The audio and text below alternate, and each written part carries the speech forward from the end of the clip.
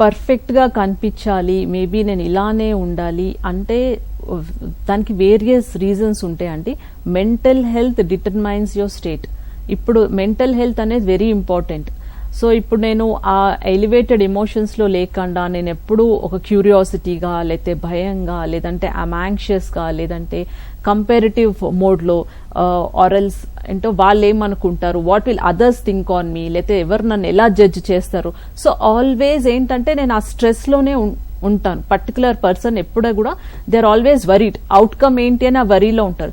So impact అనేది compulsory ఉంటుందండి. As I have told you, మన బాడీలో కెమికల్ హార్మోన్స్ అనేది రిలీజ్ అవుతాయి. అప్పుడు ఏంటంటే as I have told you, heart beat పెరిగిపోవడం, అసలు ఏం చేయాలో మనకు అర్థం కాకపోవడం, భయం, దానివల్ల ప్రొకాస్టినేట్ చేయడము. సో ఇలాంటివన్నీ స్లోగా మనకి తెలియకుండానే మనం డెవలప్ చేసుకుంటాం. So it is always good. అంటే మనం ఎలా ఉన్నామో అలా ఉండొచ్చు. మన హెల్త్ కండిషన్స్ అయి ఉండొచ్చు, లేకపోతే మన జెనెటిక్స్ అయి ఉండొచ్చు, మనం ఫుడ్ హ్యాబిట్స్ అయి ఉండొచ్చు, మన లైఫ్ స్టైల్ అయి ఉండొచ్చు. So they are various other reasons. So perfect గా నేను కనిపించాలి అంటే it is also important to be mentally and physically also healthy. అంటే we cannot judge book by seeing its cover కాబట్టి. సో యాక్చువల్గా ఇంటర్నల్ గా జరిగేదాన్ని కూడా మనం చాలా దానికి ఫస్ట్ ప్రిఫరెన్స్ ఇవ్వాలండి. అన్నిటికంటే first preference you have to give it to the mental health.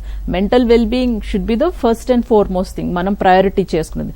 And ఇప్పుడు మీరు చూసేదైతే ఇప్పుడు పోస్ట్ కోవిడ్ మనకి చాలా ఇప్పుడు మెంటల్ హెల్త్ మీద ఎంత ప్రయారిటీ ఇవ్వాలి, దానికి దాని ఇంపార్టెన్స్ ఎంత అనేది మనకి తెలుస్తుంది. So it is good.